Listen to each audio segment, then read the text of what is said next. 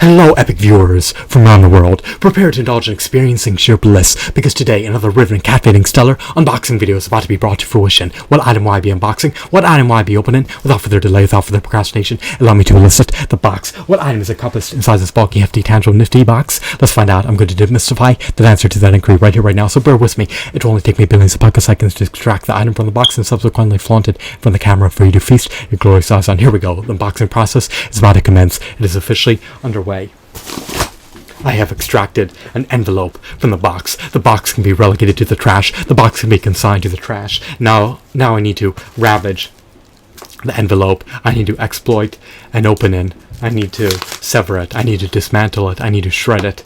It's pivotal that I penetrate through the envelope. It's of utmost importance that I render the contents of the order transparent. What did I order, you may ask? That is an enigma. You will soon find out. I did not know was encompassed inside the bowels of this envelope. How do I not know? The envelope obscures the item. The envelope obfuscates my visual prowess. My vision is withering. It's beginning to atrophy. It's diminishing. I need it to be unabated. I need to regain potent visual prowess. I need to gain keen senses. And I need to elicit happiness and gratification in my finite life. Will I be jubilant post opening the item? Who knows?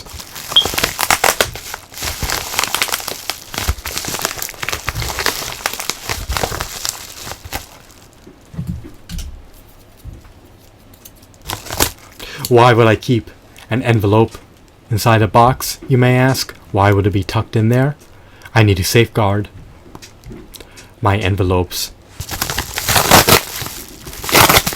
I need to protect my assets. What have I drawn forth? What have I prompted? Which action figure is this, you may ask? This is the troll action figure who's derived from the Harry Potter the Sorcerer's Stone action figure line. He was produced by Mattel in the early 2000s. You probably recollect seeing this stupendous character in Harry Potter the Sorcerer's Stone.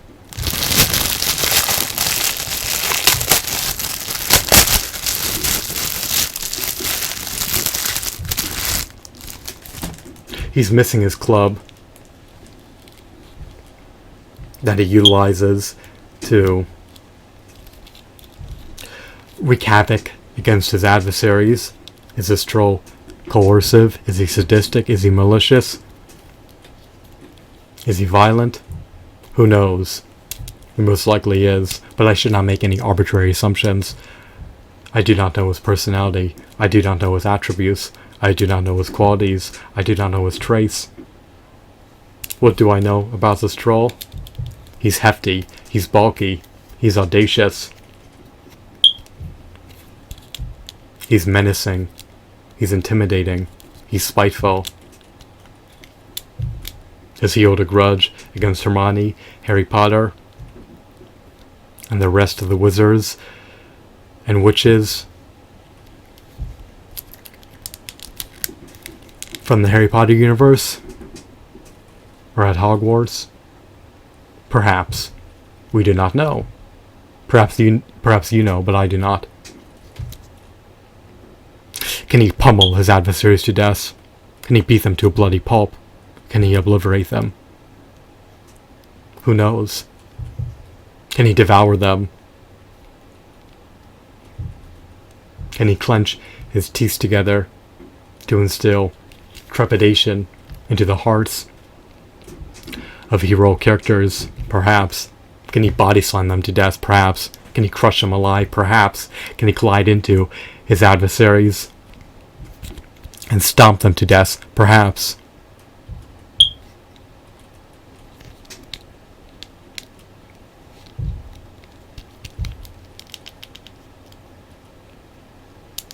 Can he impale his adversaries?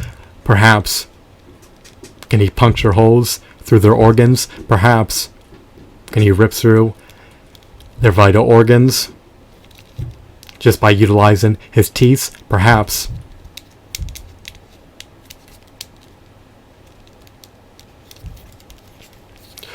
I'm going to make the arbitrary assumption that he can maul his adversaries to death, that he can pummel them to death, that he can clobber them to death, and that he can beat them to bloody pulp just by utilizing his physical prowess. Here he is. Now, I love his textures, I love his shadings, I love his hues, I love his nitty-gritty details. I love his facial expression. He can be placed into various dynamic poses. You can articulate his arms. Are they confined to a ratchet? Who knows? He lacks articulation in the elbows. He lacks figure joints. He can swivel his hands if he so chooses to. His head does not seem to be relegated to a disjoint. If it was, it would have more articulation than it presently has. His feet are hollow. He's missing plastic in his feet. It's not too much of a big ordeal. Why not? Well, the calamity can be rectified. I can place plastic filling into his feet if I so choose to. However, I'm likely not going to. I'm going to just flaunt him on my shelf. He emulates the appearance of a troll in the Harry Potter the Sorcerer's Stone movie. If you have not seen Harry Potter and the Sorcerer's Stone, I recommend and advocate witness in the movie when you get the chance. I love his spikes relegated to his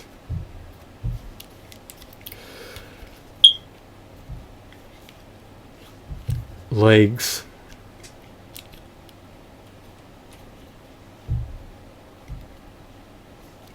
His calves, his shins, his thighs are all very sturdy. They didn't really skimp on his legs too much. The only issue is that they're a bit hollow inside. However, the plastic is rough. The plastic is durable. It's not preordained to disintegrate anytime in the near future. Now, this figurine doesn't really have any major blemishes or scuffs or scratches. He's not marred with scratches on his face. He doesn't have any major dents. I can't really pinpoint any salient issues with this figurine. For $10, I can't complain. He's a stellar figurine. He's extraordinary. The troll is a stupendous character in the film. So we also have the centaur figurine. These figurines are tall. They offer unprecedented value for your money if you're an action figure collector. If you're fortunate enough to procure them in the early 2000s in the retail stores, and you likely stumbled upon them for roughly $10 each. However, if you want to obtain them today, you may be able to buy them for roughly anywhere from $10 to $20 each, which is still not a bad deal if you're an avid, devout action figure fan. Or if you're an avid, devout Harry Potter fan, these figurines may appease you. Do they tickle my fancy? Do these figurines appeal to my niche interests? They do. I love these figurines. Viewing these figurines allows me to become jubilant. I will flaunt these figurines on my shelf. They will stand side by side. These guys are rivals. The troll's bitter enemy is perhaps a centaur, and the centaur's arch nemesis is a troll. I'm just role-playing. I'm just spewing utter nonsense from my vocal folds. I'm making up my own lore, which is uncanny. I do not know if these guys are arch rivals or each other's nemesis in the Harry Potter universe. I did not know much about these characters. I do like them. They had brief cameo appearances in the movie. The troll made his cameo appearance when he engaged in a bout against Hermione. He was unsuccessful. He He was unsuccessful at his attempt to decimate her. He nearly succeeded, though. The centaur, on the other hand, was successful at warding off Lord Voldemort in the forest.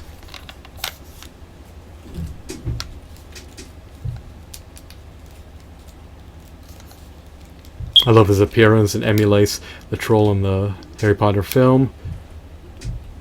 If you meticulously analyze him, you can see that this figurine is just quite remarkable. Can he hold a candle against a Toy Biz Marvel Legend? No, but he's better than the modern day $10 action figure, in my humble opinion. Do you concur with me, or do you staunchly disagree? Please feel free to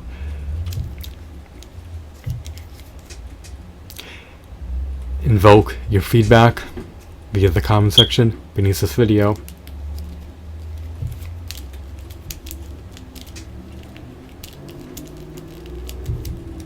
If I had his club, then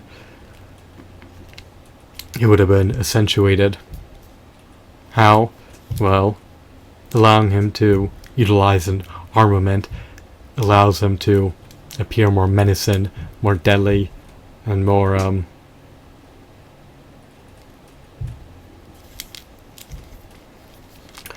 of a warrior. Is he a bystander without a club? No. But his melee capabilities are augmented when he wields weapons. If he's disarmed, then his combative capabilities are not as potent as they normally would be if he was armed. I love his appearance. I love his facial expression. His seam lines don't really bother me too much. He lacks a diaphragm joint, which is unfortunate. He lacks an ankle pivot, which is unfortunate. But at least he's not fully pre-posed. At least you can place him into some dynamic poses, so you have some discretion when posing him, which is always advantageous from the perspective of the avid action figure collector. So, he's a high quality figurine. I hope you found this video to be intriguing and insightful. Have a wonderful, marvelous day. Goodbye.